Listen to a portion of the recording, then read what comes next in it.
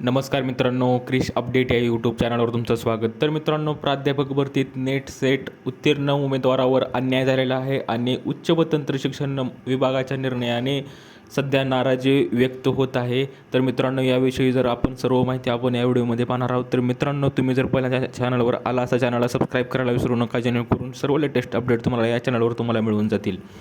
तर मित्रांनो, आपण पाहूया की विद्यापीठामधील सार्वजनिक विद्यापीठामधील प्राध्यापक भरती आणि प्रक्रियेमध्ये पारदर्शकता आणण्यासाठी 11 फेब्रुवारी 2026 रोजीच्या शासन निर्णयात कार्यपद्धती विहित करण्यात आली आणि यात शैक्षणिक कामगिरीसाठी ठरवण्यात आलेल्या गुणांमध्ये MPhil आणि PhDसाठी कमाल 17 गुण व नेट उत्तीर्ण उमेदवारांना 4 तर सेट उत्तीर्ण उमेदवारांना 3 गुण मिळणार आहेत.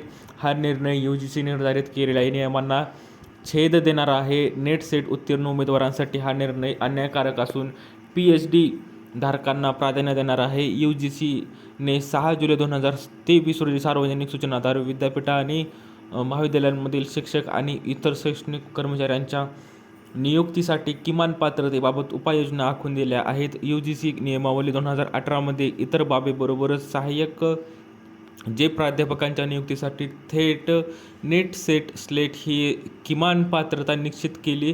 तसेच UGC विनिमय 2018च्या कलम 310 मध्ये विद्यापीठामध्ये सहाय्यक प्राध्यापकाच्या पदाच्या थेट भरतीसाठी 1 जुलै 2021 पासून PhD पदवी ही अनिवार्य पात्रता असेल. या अटी 12 ऑक्टोबर 2021 रोजी अधिसूचित केलेल्या सुधारणेद्वारे 1 जुलै 2023 पर्यंत लागू ठेवण्यात आलेल्या होत्या आणि त्यानंतर 1 जुलै 2023 रोजी या कलमात पुन्हा सुधारणा करून सहाय्यक प्राध्यापकाच्या थेट भरतीसाठी नेट सेट स्लेट ही किमान पात्रता निकष म्हणून विहित करण्यात आली.